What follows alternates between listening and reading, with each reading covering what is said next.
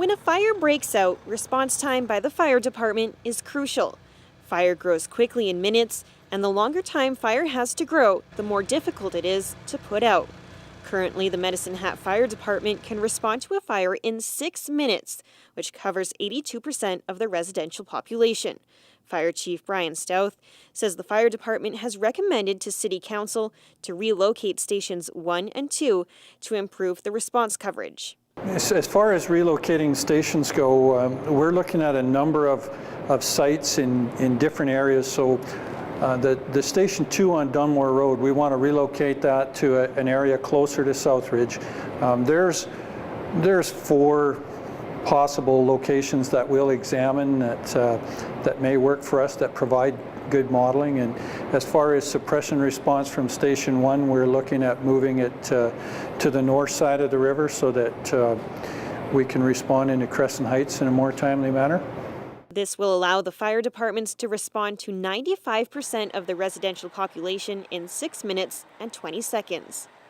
That doesn't mean that someone outside of what we call a response area it's going to take us a long time to get to them. It just means that we'll be a few seconds beyond that 6 minutes and 20 seconds to respond to them. Stouth says they are trying to increase the fire response coverage without increasing the operating cost. The capital cost of relocating 2 of the current stations will cost around $12.5 million. If we compare that to opening a station in Southridge, that would be roughly half of that cost. It'd still have a gap in the north end of the city that would require a station opening there. So the capital costs over time would even out. The huge savings comes in the fact that we wouldn't have to spend $2.5 million annually for staff to operate a 4th fire station, or an additional $2.5 million annually to staff a 5th station.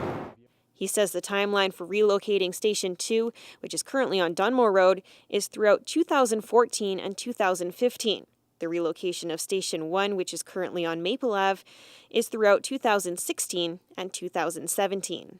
Well, the plan is that the station on Dunmore Road would be sold. So at some point in time, that property will go up for sale. We're not looking at using it for another city department at this time. And as far as the Station 1 on Maple Avenue, we will keep that station and we'll operate our fire administration, prevention, and training out of Station 1. And we'll also store our reserve engines and our seasonal fire equipment at that station and make use of it that way. For Go Southern Alberta, I'm Leanne Evans.